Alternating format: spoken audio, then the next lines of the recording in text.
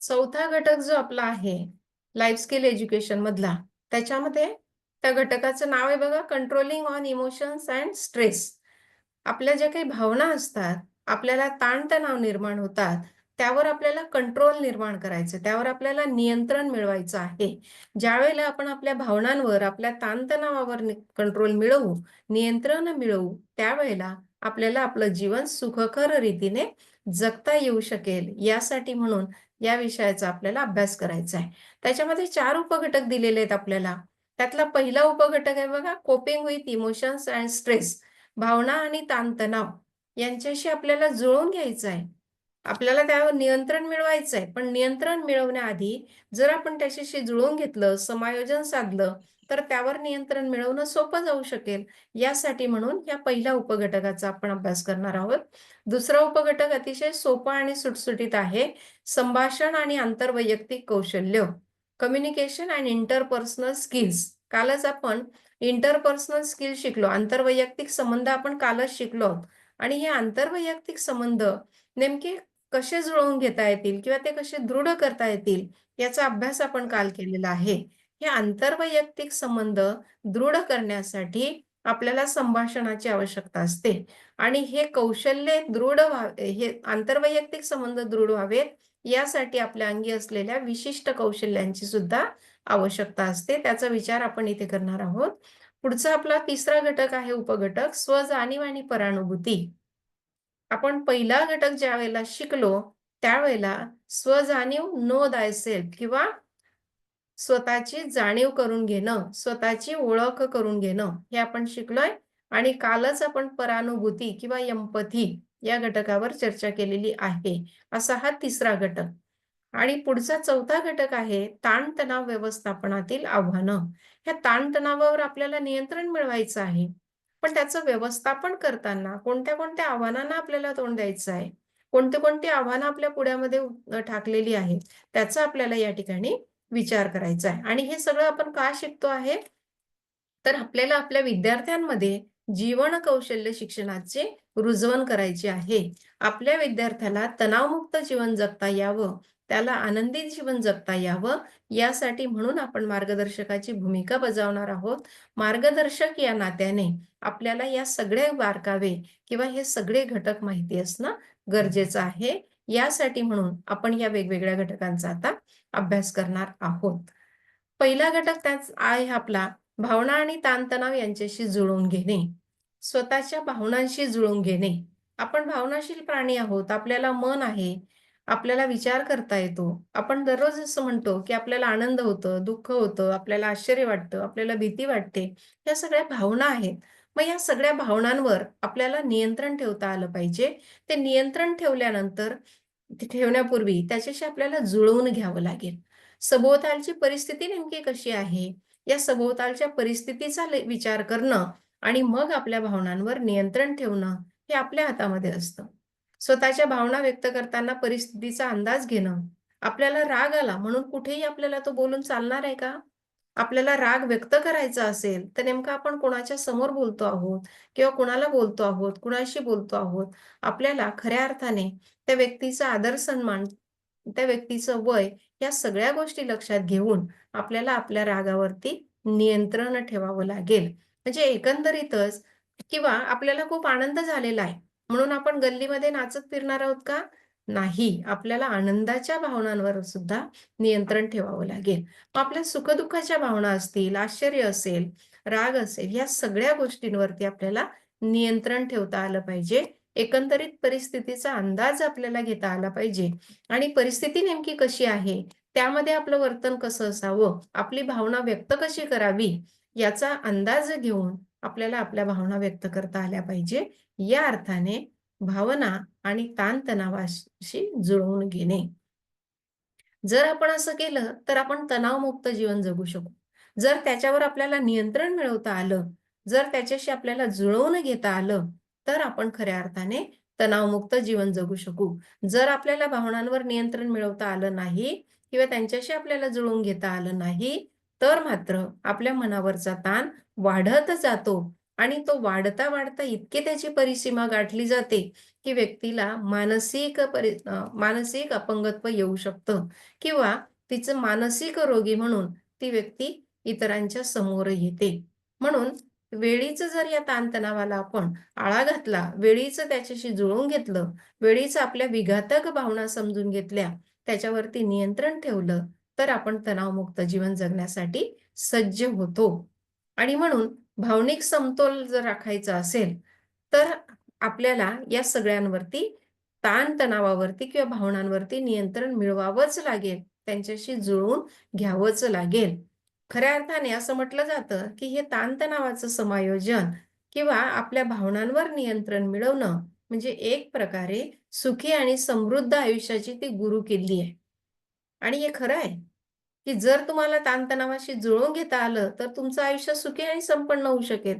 तुम्ही अगदी आनंददायी जीवन जगू शकाल.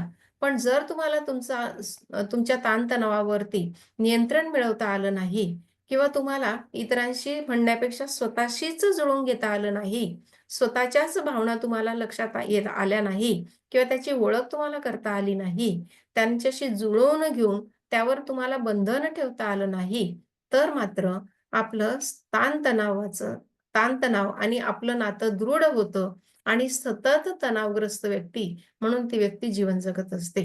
म्हणून थोडक्यात जर आपल्याला सुखी संपन्न जीवन जगायचं असेल, आपल्याला समृद्ध जीवन जगायचं असेल, तर भावना आणि ताणतणाव यांच्यावर नियंत्रण ठेवणं आणि त्यांच्याशी जुळवून घेणं हे अत्यंत महत्त्वाचं असतं. लक्षात आलंय? लक्षात आलंय? हो मॅडम. हो, हो, हो. ओके. बघा, हे ताणतणावाशी जुळवून घेण्यासाठी बऱ्याच वेळेला म्युझिक थेरपीचा वापर केला जात असतो. ज्यावेळेला आपल्या मनावर ताण येतो किंवा ज्यावेळेला आपल्याला असं आपल्या भावना विघातक भावना असतात किंवा आपल्या भावनांचा प्रक्षोभ होईल असं वाटतं. आपल्याला उगीचच रडावंसं वाटतं, उगीचच जोरजोरात ओरडावंसं वाटतं. अशा वेळेला एक छानसं गाणं लावायचं, एक छानसं गीत लावायचं आणि ते ऐकायचं. किंवा एखादी आपल्याला आवडणारी कृती त्यावेळेला आपण करायची.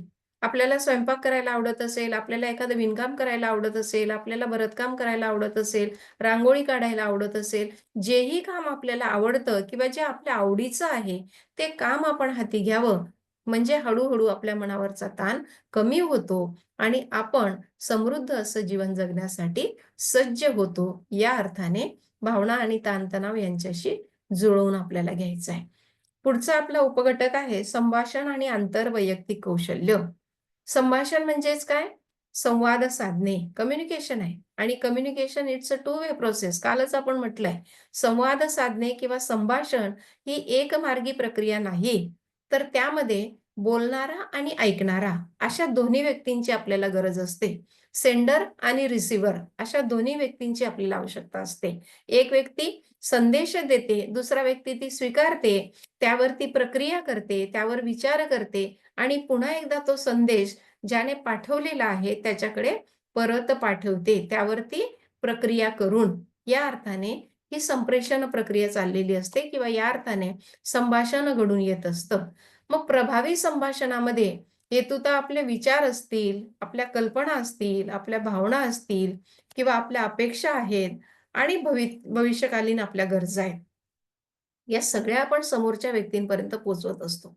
मग शिक्षकाने आपल्याला सहज प्रश्न विचारला, की "बाळा तुला ही डिग्री घेऊन पुढे काय करायचं आहे?" किंवा "हे शिक्षण तुझं पूर्ण झालं, 10वी पर्यंतचं शिक्षण तुझं पूर्ण झालं, 12वी पर्यंतचं शिक्षण पूर्ण झालं. इथून पुढे तुला काय करायचं आहे? आयुष्यामध्ये नेमकं तुला काय व्हायचं आहे?" असा प्रश्न विचारला, की तो त्याच्या मनातली जी काही कल्पना असते, मला वैमानिक व्हायचं आहे, मला इंजिनिअर व्हायचं आहे, मला एक चांगला माणूस व्हायचा आहे, मला सामाजिक कार्यकर्ता व्हायचा आहे आणि समाजाची जडणघडण करायची आहे. असं त्याच्या मनातल्या ज्या काही कल्पना आहेत, त्याच्या भावना आहे किंवा एकंदरीत जीवनाविषयीच्या त्याच्या अपेक्षा आहे किंवा त्याने भविष्य काळासाठी ठरवलेल्या त्याच्या काही योजना आहेत, त्याचे काही प्लॅनिंग आहेत, हे तो आपल्याला बोलून दाखवतो. याला आपण म्हणतो संभाषण. म्हणजे एका व्यक्तीने प्रश्न विचारला, त्या प्रश्नाला आपण ज्यावेळेला उत्तर देतो, आपल्या मनातल्या कल्पना आपण बोलून दाखवतो, आपले विचार त्या व्यक्तीच्या समोर व्यक्त करतो आणि ती व्यक्ती पुन्हा त्याला दुजोरा देते. पुन्हा आपण आपलं संभाषण सुरू ठेवतो.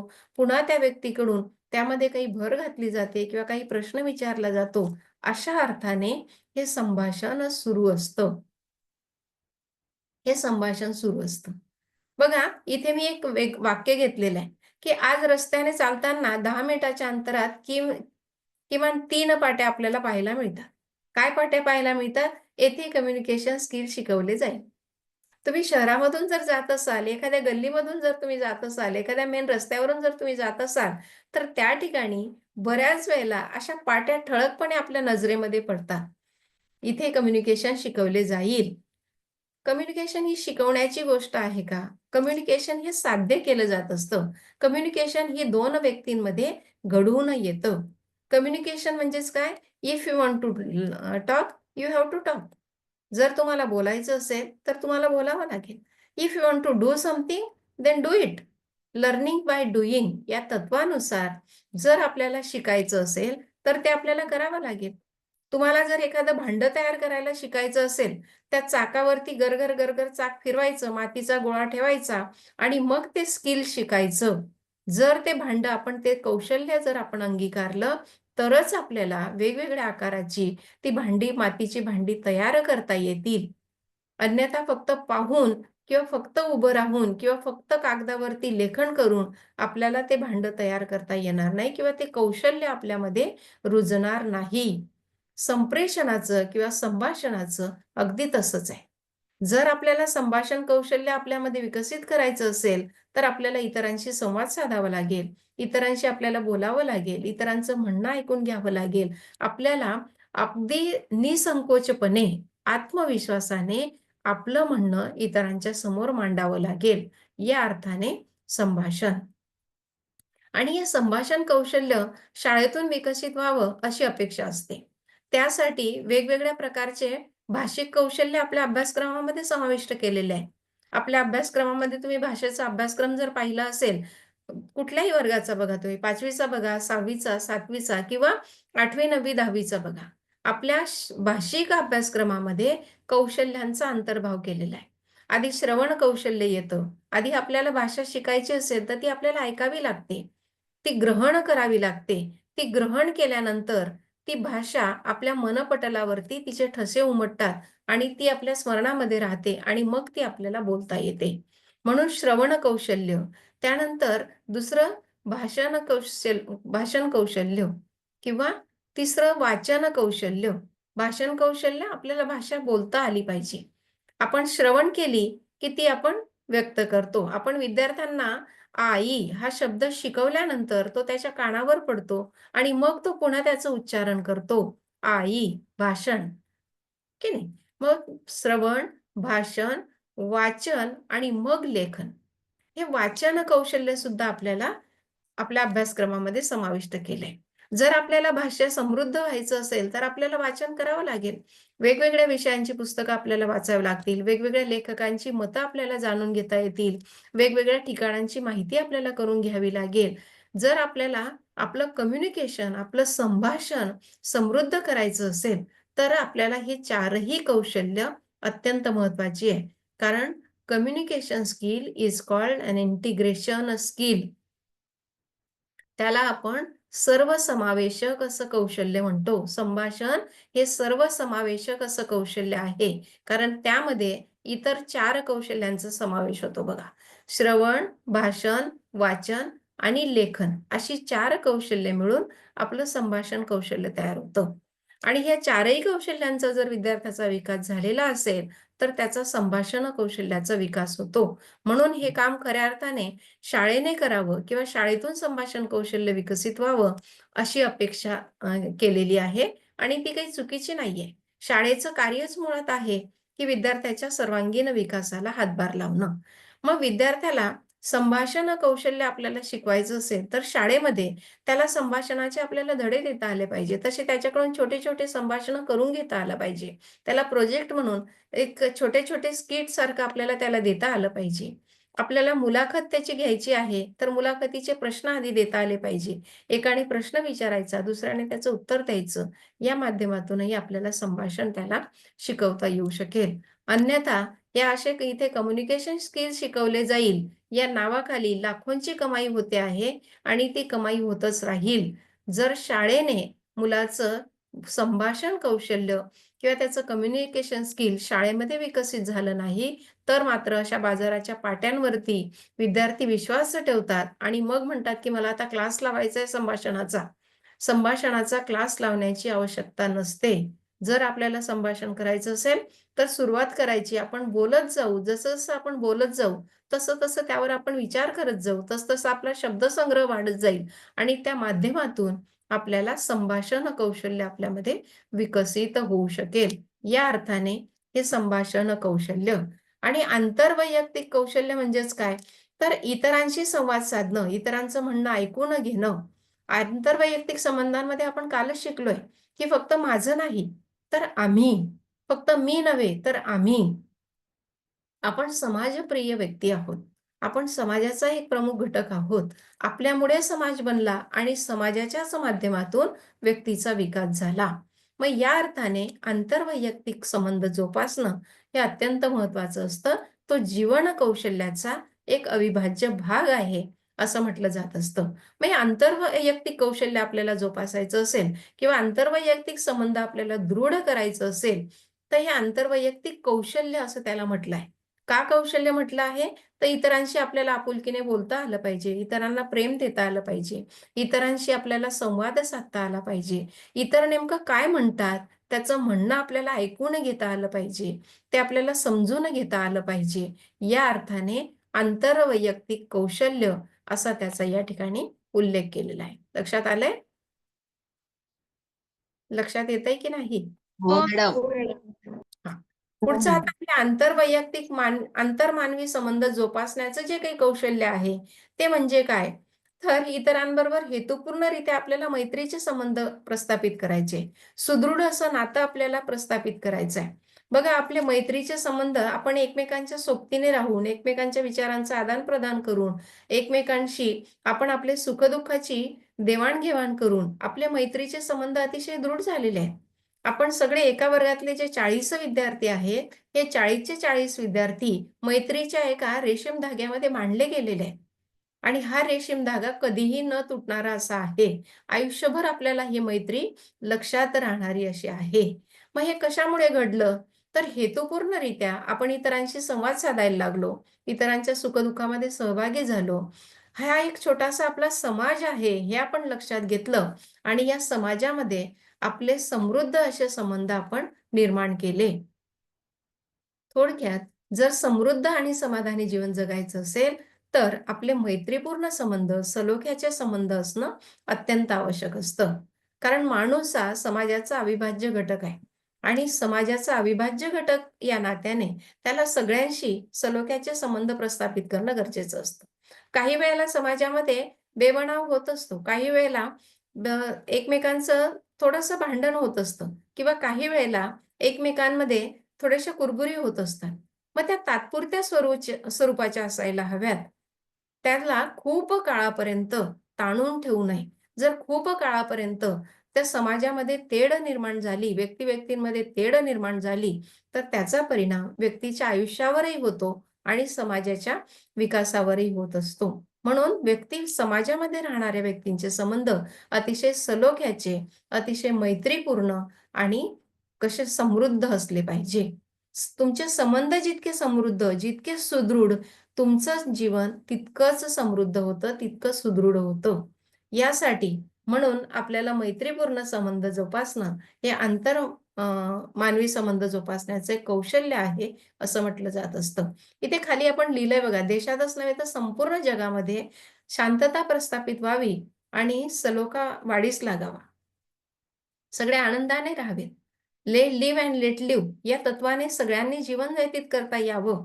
सगळे सजीव तितकेच महत्त्वाचे आहे. फक्त माणूस महत्त्वाचा आहे असं नाही. तर मुंगीला सुद्धा जीवन आहे. तिला सुद्धा जीवन जगण्याचा अधिकार आहे. मग तिला तिचं जीवन जगता यावं. प्राणी असतील, त्या प्राण्यांनाही त्याचं जीवन जगता यावं. या अर्थाने बंधुभाव प्रस्थापित व्हावा. बंधुभाव आपण सगळे बांधव आहोत. आपण सगळे एकाच आईची लेकरं आहोत. आपल्या सगळ्यांच्या गरजा एक आहे. अन्न, वस्त्र, निवारा या सगळ्यांच्या गरजा आपल्या एकच आहे. मग या अर्थाने आपण सगळे एकच आहोत, ही भावना जोपर्यंत मनामध्ये वाढीस लागत नाही, तोपर्यंत आपले मैत्रीपूर्ण संबंध, सलोख्याचे संबंध प्रस्थापित होऊ शकत नाही. म्हणून जर आपल्या विद्यार्थ्यांमध्ये मैत्रीपूर्ण संबंध प्रस्थापित व्हावे, त्याचे संबंध दृढ निर्माण व्हावे किंवा त्याचे संबंध सुदृढ निर्माण व्हावे, एकोप्याचे संबंध असावे, सौहार्दाचे असावे, आपुलकीचे असावे, प्रेमाचे असावे, आदराचे असावे, असं वाटत असेल तर विद्यार्थ्याला मानवी संबंधांचं व्यवस्थापन आपल्याला शिकवावं लागेल. मानवी संबंधांचं व्यवस्थापन केव्हा होईल? बघा, मॅनेजमेंट आहे. मॅनेजमेंट म्हणजेच काय? फक्त मी नाही, मी म्हणतो ते ऐकून घ्या असं नाही, तर आपल्याला इतरांचंही ऐकता आलं पाहिजे. जसं मला विचार करता येतो, तसं समोरची व्यक्ती विचार करते. जसं मला मन आहे, भावना आहे, तसं समोरच्या व्यक्तीलाही मन आहे, भावना आहे. मला राग येतो, समोरच्या व्यक्तीलाही राग येतो. हे सगळं समजून घेणं म्हणजे खऱ्या अर्थाने परकाया प्रवेश करणं.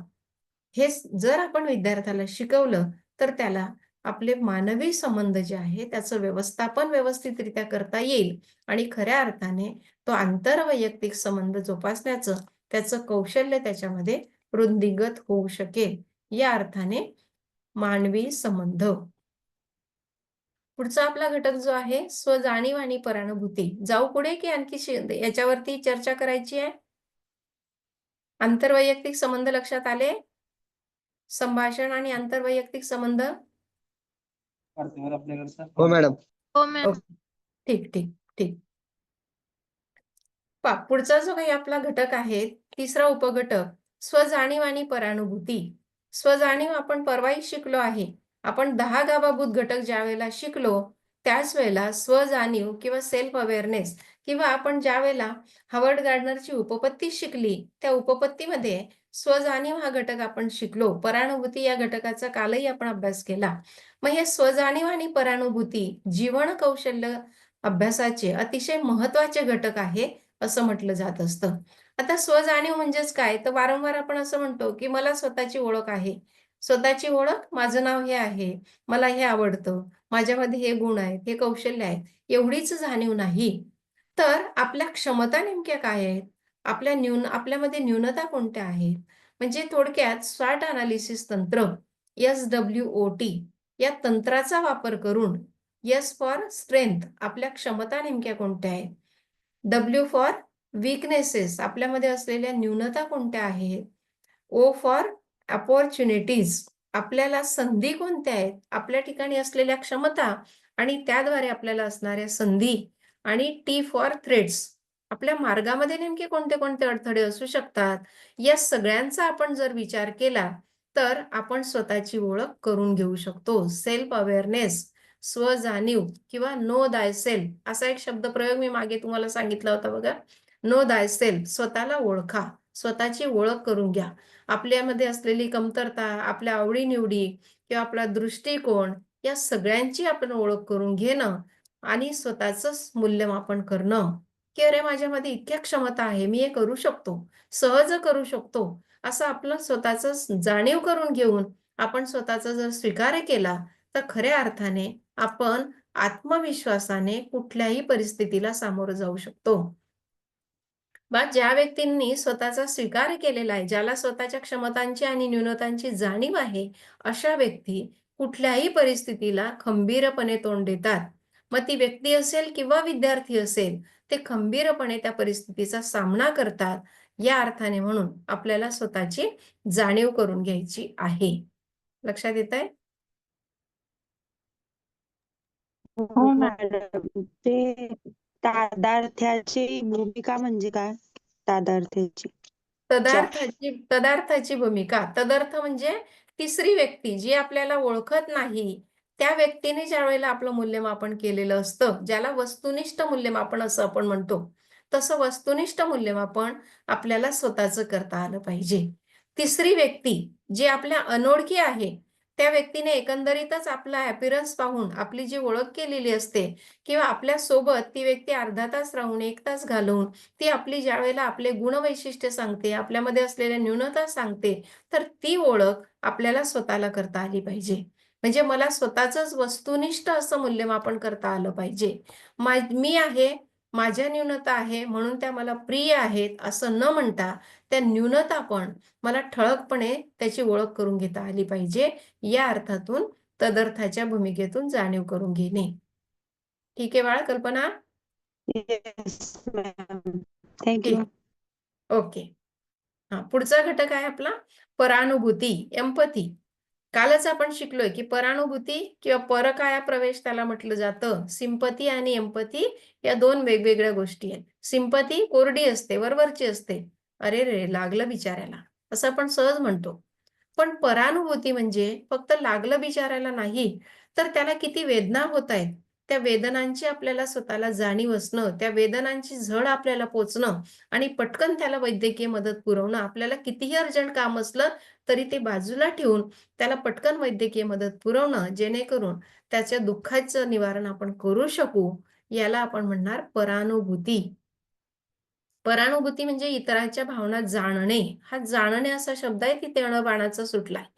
इतरांच्या भावना जाणणे, त्या ओळखणे, त्यांच्या सुखदुःखाची आपल्याला जाणीव होणं आणि खऱ्या अर्थाने त्यांच्या भूमिकेतून घटनांचा अर्थबोध होणं किंवा त्याला त्या घटनेविषयी काय वाटत असेल, त्याला त्या घटनेविषयी नेमकं त्याचं मत काय असेल, याचा आपण स्वतः अनुभव घेणं, म्हणजे खऱ्या अर्थाने त्याच्या शरीरामध्ये प्रवेश करणं.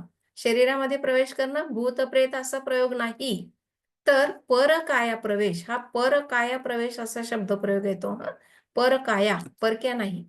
परकाया प्रवेश म्हणजेच इतरांच्या भूमिकेमध्ये जाऊन त्याचे सुख-दुःखांचा अनुभव घेणं, त्याच्या इच्छा-आकांक्षांचा अनुभव घेणं, त्याच्या भावनांची आपण जाणीव करून घेणं.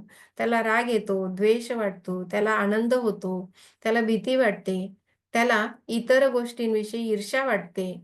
या सगळ्या भावनांची आपण स्वतः जाणीव करून घेणं, म्हणजे त्या व्यक्तीची अनुभूती आपण स्वतः अनुभवणं म्हणजेच परानुभूती. पर-अनुभूती, तिचा अनुभव आपण स्वतः घेणं, ती व्यक्ती म्हणून आपण तो अनुभव घेणं. बघा, एखाद्या व्यक्तीला जर दुःख झालं असेल, तर आपण त्या व्यक्तीला भेटायला जातो आणि काही वेळेला, "अरे रे, वाईट झालं बरं का, इकडे पण असं झालं, इकडे असं झालं," अशा चर्चा करून आपण निघून येतो. पण त्या व्यक्तीला किती दुःख झालं असेल, तिच्या दुःखाची परिसीमा नेमकी काय असेल, ते आपण स्वतः अनुभव घेणं. याला म्हणणार परकाया प्रवेश किंवा परानुभूती. आणि जीवन कौशल्य शिक्षणासाठी हा घटक अत्यंत महत्त्वाचा आहे.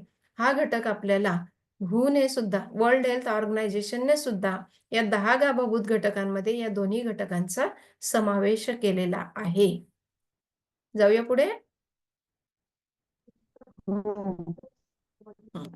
पुढचा जो घटक आहे, ताणतणाव व्यवस्थापनातील आव्हानं. चौथा जो घटक आहे आपला उपघटक, तो म्हणजे ताणतणाव व्यवस्थापनातील आव्हानं.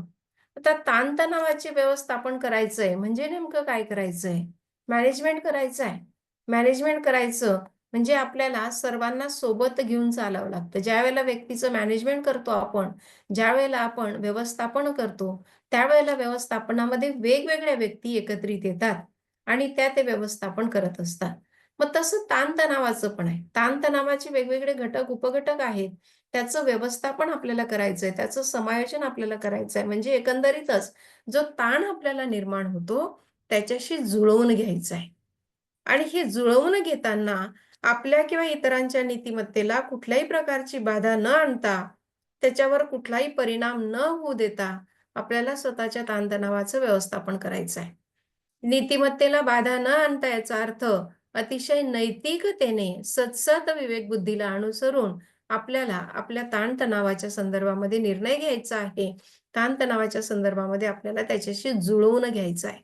इतरांना इजा न पोचता किंवा इतरांना कुठल्याही प्रकारची दुःख किंवा वेदना न होता किंवा इतरांना न दुखवता आपल्याला आपल्या ताणतणावाचं व्यवस्थापन करता आलं पाहिजे. मग हे व्यवस्थापन आपल्याला कसं करता येईल? यासाठी काही कौशल्य आहे. आपल्याला ताणतणावाचं व्यवस्थापन करायचं असेल, त्यावर मात करायची असेल, ताण आपल्या मनावरती निर्माण झाला, तो सतत जर तसाच राहिला, त्या ताणाचं रूपांतर आपल्या मानसिक आरोग्य, अनारोग्यामध्ये होतं आणि आपलं मानसिक आरोग्य बिघडतं. असं होऊ नये, आपलं मानसिक आरोग्य टिकून राहावं, आपलं मानसिक आरोग्य सुदृढ राहावं, याकरिता म्हणून आपल्याला या ताणतणावाचं व्यवस्थापन करावं लागतं. आणि हे ताणतणावाचं व्यवस्थापन करताना काही कौशल्य आपल्याला आवश्यक असतात. ती कोणती-कोणती आहे त्याचा विचार आपण करूया. आधी तर ज्यावेळेला आपल्याला ताण निर्माण होतो, त्यावेळेला आपल्याला स्वतःवर नियंत्रण मिळवायचं असतं आणि यासाठी योग आपल्या मदतीला येतो. योगशास्त्राचा आपण अभ्यास करतो बघा. योगाचा आपण अभ्यास करतो, प्राणायामाचा अभ्यास करतो. तर या ताणतणावावर नियंत्रण मिळवण्यासाठी आपण खोलवर श्वास घेणे, खोलवर श्वास घेतल्यानंतर तो सोडणे, पुन्हा श्वास घेणे, अशी क्रिया जर करत राहिलो, तर आपल्या मनावरचा ताण हळू कमी होतो. अतिशय प्राथमिक स्वरूपाचा उपचार आहे. तो करून बघा. जर आपल्याला एखादा ताण निर्माण झाला परीक्षेच्या काळामध्ये बऱ्याचदा आपल्याला टेन्शन येतं. बऱ्याचदा आपल्याला असं वाटतं, की बापरे! हा विषय आपल्या लक्षातच राहत नाही, काय करायचं? तर अशा वेळेला छानपैकी पद्मासनामध्ये बसायचं, डोळे बंद करायचे, खोलवर श्वास घ्यायचा आणि तो सोडायचा. पुन्हा श्वास घ्यायचा, पुन्हा सोडायचा. असं 2-3 वेळा जर आपण करत गेलो, तर आपल्याला खऱ्या अर्थाने आपल्या मनाला एकदम हलकं-हलकं वाटतं. आपल्या मनावरचा ताण नाहीसा झाल्यासारखं वाटतं. आपल्या स्नायू शिथिल आपल्याला करायचे आहेत. जे आखडल्यासारखे झालेले आहेत, त्या स्नायूचं शिथिलीकरण आपल्याला करायचं आहे. अतिशय रिलॅक्स मूडमध्ये आपल्याला हा श्वास घ्यायचा आणि सोडायचा आहे. बघा, करून बघा. ज्यावेळेला आपल्याला ताणतणाव येतो, त्यावेळेला आपण शांत बसायचं. 2-3 मिनिट का होईना शांत बसायचं, डोळे मिटून श्वास घ्यायचा आणि खोलवर श्वास घ्यायचा आणि तो सोडायचा. याद्वारे आपण आपल्या मनावरती एक ताबा मिळवतो. आपल्या मनावरती आलेलं जे दडपण आहे, ते हळू कमी करण्याचा आपण प्रयत्न करतो. पुढचं आपल्याला कौशल्य सांगता येईल ते म्हणजे आपलं ध्येय निश्चित करून ते साध्य करण्यासाठी जर आपण नियोजन केलं. बघा, आपण ध्येय ठरवलेलं आहे. ते ध्येय साधण्यासाठी जर आपण नियोजनबद्ध काम केलं, आपल्या कामाचं स्वरूप आपण ठरवून घेतलं, आपल्या कामाचं जर आपण व्यवस्थित नियोजन केलं, तर कोणतंही ध्येय आपल्याला सहज गतीने साध्य करता येतं. त्या ध्येयापर्यंत पोहोचण्यासाठी आपल्याला स्वतःचा मार्ग दिसतो. अत्तदीप भव, काल परवाच आपण शिकलोय. अत्तदीप भव, स्वतःचा आपल्याला दीपस्तंभ व्हायचंय. या अर्थाने आपलं ध्येय निश्चित करायचं आणि ते ध्येयपूर्तीसाठी आपल्याला वाटचाल करायची आहे. ही वाटचाल करताना आपण वेल प्लॅन्ड किंवा अतिशय नियोजनबद्ध रीतीने जर आपलं काम केलं, तर स्टेप बाय स्टेप अगदी पहिली पायरी पूर्ण झाली, मग दुसऱ्या पायरीवरती आपण चढलो, तिसरी पायरी, असं एक पूर्ण करता आपण आपल्या ध्येयापर्यंत पोहोचू शकतो आणि आपलं साध्य आपल्याला साध्य करता येतं किंवा आपला जो काही मार्ग आहे, तो मार्ग आपल्याला सरळ मार्ग आपल्या दृष्टीपथामध्ये येतो आणि ध्येय साध्य होतं. म्हणून कुठलंही काम करताना आपल्याला नियोजन अत्यंत महत्वाचं असतं. पुढचा घटक आपल्याला सांगता येईल. ज्या बाबी आपण नियंत्रित करू शकतो, त्यावर जोर द्यावा, बाकीने दुर्लक्षित कराव्या. जे आपल्या कंट्रोलच्या बाहेरचं आहे. काही वेळेला पर्यावरण आपल्या कंट्रोलच्या बाहेरचं असतं. कोण याच्यावरती रेषा ओढतंय स्लाइडवरती? ज्या गोष्टी आपण नियंत्रित करू शकतो, त्या गोष्टींवर आपण नियंत्रण मिळवावं. पण ज्यावर आपण नियंत्रण मिळवू शकत नाही, अचानक आलेला पाऊस, त्यावर आपण नियंत्रण मिळवू शकत नाही. अचानक आलेला पाऊस, आपल्याला शाळा महाविद्यालयामध्ये जायचं असेल, अतिशय महत्त्वाचा लेक्चर आहे, महत्त्वाचा पेपर आहे आणि आपल्याला जाता आलं नाही. पाऊस अचानक आला, त्याच्यावर आपण नियंत्रण मिळवू शकत नाही. मग त्या पावसावर आपण नियंत्रण मिळवायचं सोडून द्यायचं किंवा त्या पावसावरती नियंत्रण मिळवण्याचा हट्ट न धरता आपण आपल्याला ज्या काही बाबींवर नियंत्रण मिळवता येतं, आपण रिलॅक्स राहून घरीच त्या घटकाचा अभ्यास करू शकतो. हे मात्र आपल्याला करता येऊ शकतं.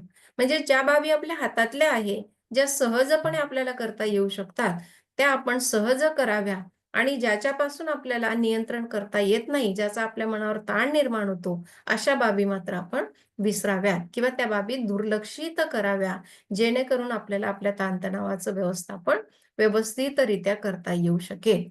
पुढचं सगळ्यात महत्त्वाचं, जर आपण वेळेवरती जेवण आणि झोप घेतली, सात्विक आहार जर आपण घेतला, तर सात्विक आहार आणि सात्विक मन असं भारतीय मानसशास्त्र म्हणतं बघा. भारतीय मानसशास्त्र असं म्हणतं, की तुमचा आहार जसा असेल, तसे तुमचे विचार असतात. तुम्ही जर सात्विक आहार घेत असाल, तर तुमचे विचार सात्विक होतात. तुम्ही जर तामस आहार घेत असाल, तर तुमचे विचार तामस होतात. आणि म्हणून आपला आहार आपल्याला अत्यंत सजगपणे निवडणं गरजेचं असतं. आपल्या मनावरती ताणतणाव निर्माण होऊ नये यासाठी आपल्याला आहाराची अगदी सजगपणे निवड करता आली पाहिजे. हेतुपुरस्सर आपण आपल्या आहाराची निवड केली पाहिजे. ती निवड केल्यानंतर वेळेचं सुद्धा बंधन आपल्याला पाळता आलं पाहिजे. जेवणाची वेळ असेल, पूर्णपणे झोप आहे, या दोन्ही गोष्टींमध्ये जर आपल्याला समन्वय साधता आला, तर आपल्या मनावरचा ताण आपोआपच कमी होतो. आपल्या मनावर ताण शक्यतोवर येत नाही आणि जरी किंचित प्रमाणात आला, तरी तो या दोघांच्या माध्यमातून आपल्याला नाहीसा करता येतो. म्हणून जेवण आणि झोप या दोघांच्याही वेळा पाळणं हे एक कौशल्य आहे.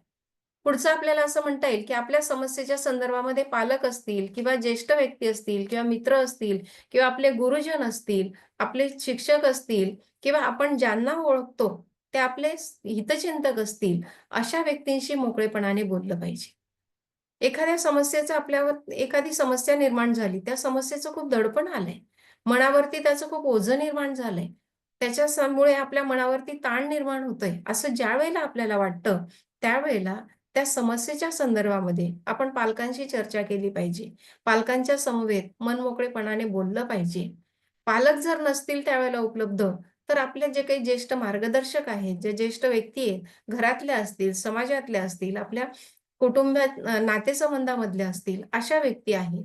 मित्रपरिवार आपला आहे किंवा शिक्षक आहेत, आपले समवयस्क आहेत, या सगळ्यांशी आपल्याला त्या समस्येच्या बाबतीमध्ये मनमोकळेपणाने जर बोलता आलं, तर ते आपल्या मनावरचा ताण हलका होतो. आपल्या मनावर आलेलं जे दडपण आहे, ते चर्चेच्या माध्यमातून कमी होतं आणि आपण समृद्ध जीवन जगण्यासाठी सज्ज होतो. या अर्थाने आणि आपले आंतरवैयक्तिक संबंध जे आहे, व्यक्ती-व्यक्तींमधील संबंध सुद्धा याद्वारे दृढ होतात. पुढचं अत्यंत महत्त्वाचं म्हणजे मनाला आनंद देणाऱ्या कृती कराव्यात. मी मगाशी तुम्हाला सांगितलं, की जर आपल्या मनावर खूप ताण आला असेल, आता वाचनामध्ये मन लागत नाही, लेखनामध्ये मन लागत नाही, कुणाशी बोलण्यातही माझं मन लागत नाही, असं ज्यावेळेला वाटतं, त्यावेळेला अगदी मंद स्वरामध्ये आपल्याला आवडणारे गाणे लावावेत आणि ते गाणे आपण डोळे बंद करून छान त्या गाण्याचा आस्वाद घ्यावा. म्युझिक थेरपी ही नवीन थेरपीची संकल्पना तुम्ही ऐकली असेल, वाचली असेल. वर्गातही मी 2-3 वेळा तुम्हाला या संदर्भातलं उदाहरण दिलेलं आहे. म्युझिक थेरपी, म्युझिक हा एक असं औषध आहे, की ते आपल्या मनाला गारवा देतं. आपल्या मनावरचा ताण कमी करतं. मी मागे तुम्हाला एक उदाहरण दिलं होतं, की जे कार्यालय आहेत, बँकसारखे जे कार्यालय आहेत, मोठ्या-मोठ्या बँक आहेत, ज्या ठिकाणी टी-डी-एस वर्क असतं, एकच एक काम सारखं केलं जातं. त्या एकाच एक कामामुळे व्यक्तीला कंटाळा येतो, तिच्या मनावरती ताण येतो. अशा कार्याच्या ठिकाणी हे संत गतीने किंवा मंद स्वरामध्ये म्युझिक सुरू असतं. मग तसं आपण एखादं संगीत ऐकलं, आपल्या आवडीचं एखादं गाणं ऐकलं, आपल्या आवडीचं एखादं वादन ऐकलं, तर आपल्या मनाला अतिशय आनंद मिळतो. गायन आणि वादनच नाही, तर आपल्याला आवडणाऱ्या ज्या कृती आहेत, तुम्हाला चित्र काढायला आवडतं, पटकन पेन, कागद घ्यायचा, पेन्सिल घ्यायची, रंग घ्यायचे आणि आपल्याला हवं तसं चित्र रेखाटायचं. रांगोळी आपल्याला काढायला आवडत असेल, ती रांगोळी काढायची. आपल्याला लिखाणाची आवड असेल, तर कागद घ्यायचा किंवा डायरी घ्यायची आणि त्याच्यामध्ये आपल्या मनातल्या भावना लिहून काढायच्या.